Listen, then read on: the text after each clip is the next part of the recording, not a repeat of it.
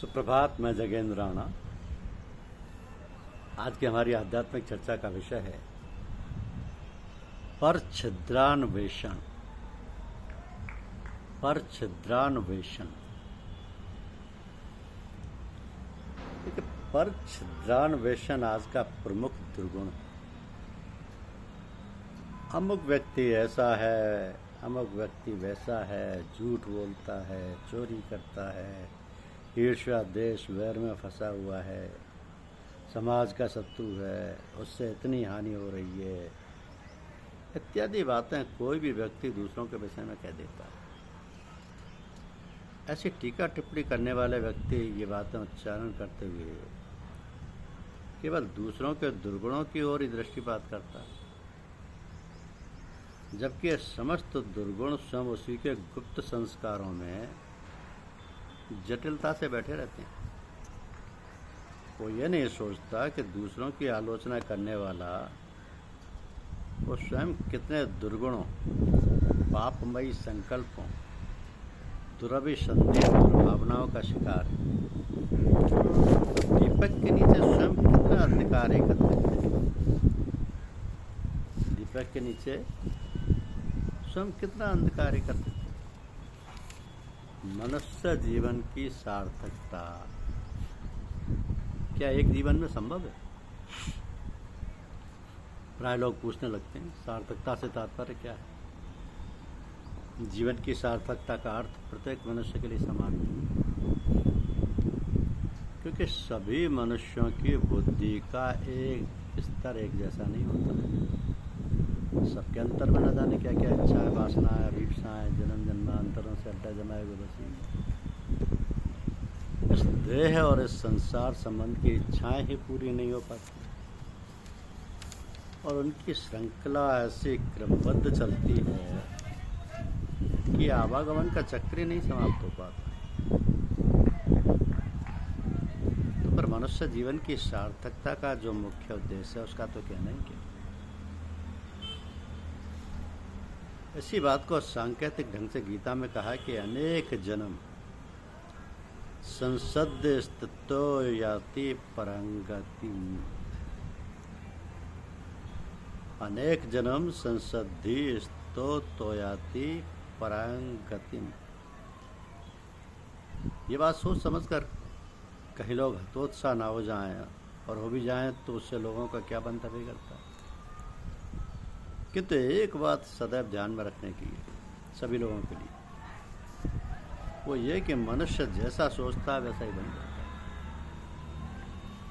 इसका अर्थ ये हुआ कि मनुष्य चाहे प्रयत्न करे या ना करे, केवल सोचने मात्र से ही वैसा बन जाएगा। तो ध्यान देकर विचार करें। आप लोग बिना सोचे विचारे तो कोई काम होता नहीं, कोई क्रिया बनती नहीं। तो सोचना भी तो एक क्रिया है, काम है, शारीरिक क्रिया नहीं, मानसिक से। और शरीर में जो इंद्रियां हैं वह भी जब तक मन की अनुमति नहीं पाती कोई काम नहीं कर सकती। मन की क्रिया बहुत गहरी होती है।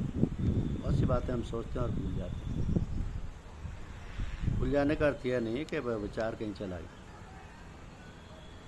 वह विचार आपके अंतर्मन में जाकर बैठा रहता है और समय की बाट जोता रहता है। जहाँ अवसर पाता है वहीं सोचा हुआ कार्य कर बैठता है। तो ऐसे असंख्य विचार हमारे अंतर्मन में डेरा जमाए सोते रहते हैं, और जब भी समय पाते हैं अपना काम कर जाते हैं।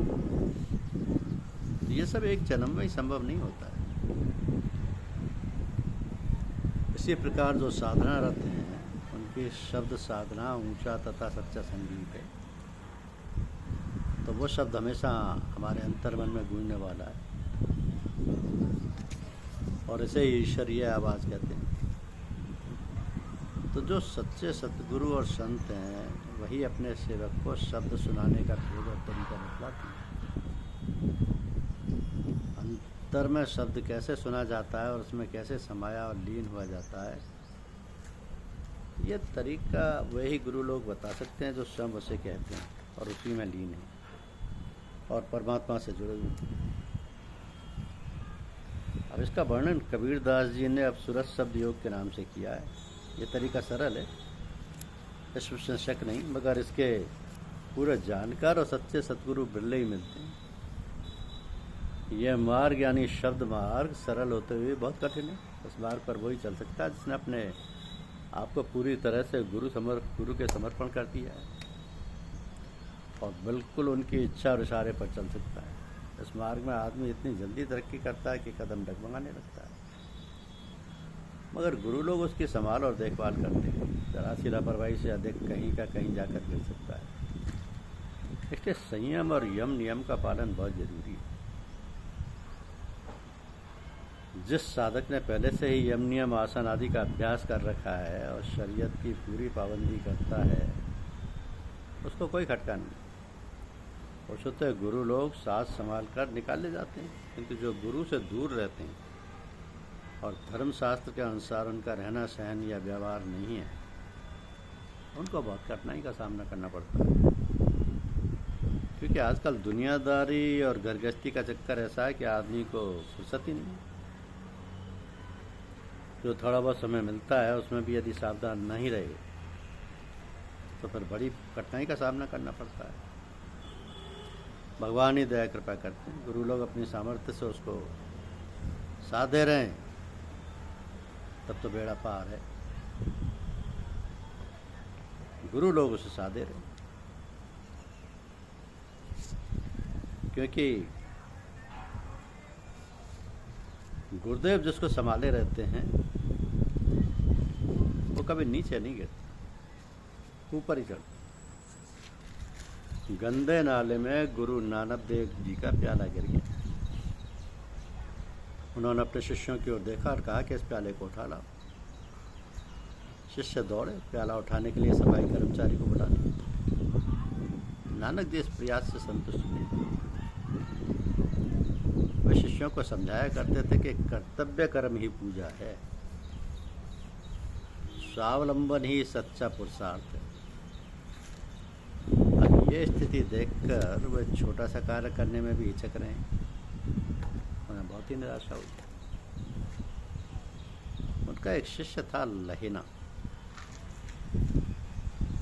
वो तुरंत उठा और प्याला निकालने के लिए गंदे नाले में झुका। तो प्याला नाले के तले में पड़ा था। लहिना ने अपने कपड़े ऊंचे किए और नाले में उतर गया। हाथों को गंदे नाले में डालकर प्याले को उठा लिया। इतने में दूसरा शिष्य प्याला उठाने के लिए मेहतर को बुलाकर ले आए। गुरु नानक देव ने सब शिष्यों के सामने लहिना की भरपूर प्रशंसा की। फटकारा दूसरों शिष्यों को भी नहीं, लेकिन भाव तो सब समझ ही गए थे। वे सबको लगन, निष्ठा और पूजा भावना से कार्य करने के लिए प्रेरित थे। यही लहिना आगे चलकर गुरु अंगद देव के नाम से प्रसिद्ध हुए। तो जब तक वो कर्तव्य परायण था, गुरु को समर्पण नहीं आता, तब तक गुरु का भी विश्वास नहीं होता। सद्गुरु कितना ही योग्य व समर्थ हो, यदि साधक के अंतराल में शिष्यत्व नहीं है तो गुरु बेचारे की योग्यता कारगर नहीं हो सके। गुरु बीज होता है, खाद्य पानी की व्यवस्था करता है, लेकिन भूमि भी तो उपजाऊ होनी चाहिए। संकल्प, धैर्य और श्रद्धा का त्रिविध योग यदि अपनाया जाए तो मनोभूमि ऐसी बनती है कि अध्यात्म के दिव्य अवतरण को धारण किया जा सकता है। सद्गुरु एक प्रकार से शल्य चिकित्सक का कार्य करते हैं, जो शिष्य के जन्म जन्मांतरों के विकारों का ऑपरेशन कर समस्त दोषों से मुक्त कर देते हैं। तो सद्गुरु हमेशा शिष्य को धोबी की तरह पीट पीट कर धुलता है, धुनैये की तरह धुनाई करता है। कठोरता व इस धुनाई के पीछे सद्गुरु का शिष्य के प्रति प्रेम अनन्य भाव बना रहता है। सद्गुरु की शरण सुगंध देती है। सद्गुरु के चरणों की शरण ही शिष्य के लिए परम गति होती है, तथा शिष्य का मान बढ़ता है और शिष्य फलता फूलता है। तो जिसके जीवन में सद्गुरु के चरणों की प्रीत लग गई तो समझना चाहिए कई पीढ़ियां तरेंगी। धन्यवाद।